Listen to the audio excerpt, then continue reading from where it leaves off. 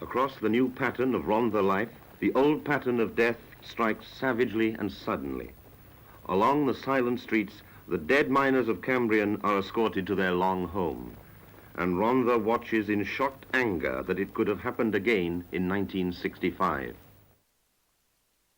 At the time of the Cambrian disaster, I was living in Brenamlwg, Tonapandi, which would be about 1.5 miles, 2 miles from the colliery. And the first I heard of it was I went to hang washing out on the line, and a neighbour told me of the disaster. A lot of people said they heard or felt the rumblings, but I can't say that I did that. My brother, he'd been working in Cambrian and had moved from the colliery about 3 weeks before, and he would have been working in that place where the explosion happened. Although it was very sad that so many men lost their lives, it was a relief to us as a family that my brother was not in the explosion.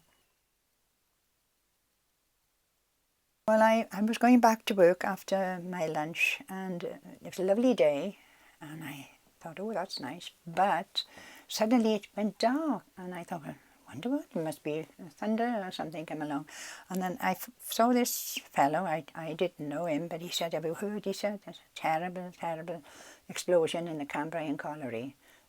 Then the next I remember is this funeral.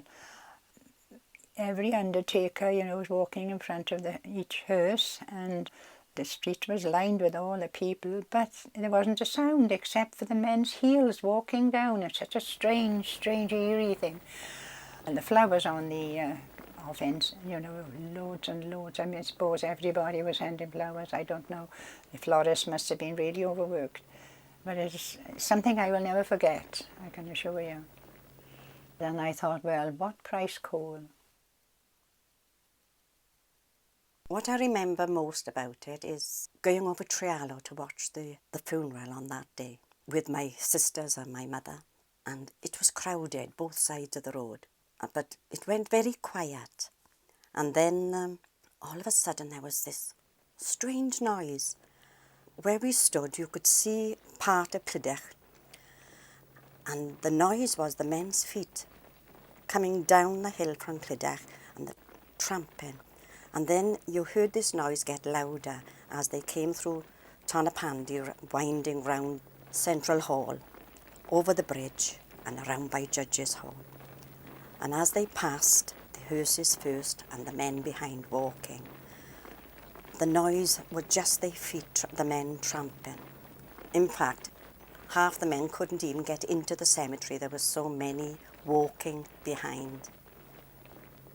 At that time, you didn't expect explosions. You thought the explosions was in the past, not in the present. What had happened for such an explosion and such a blast?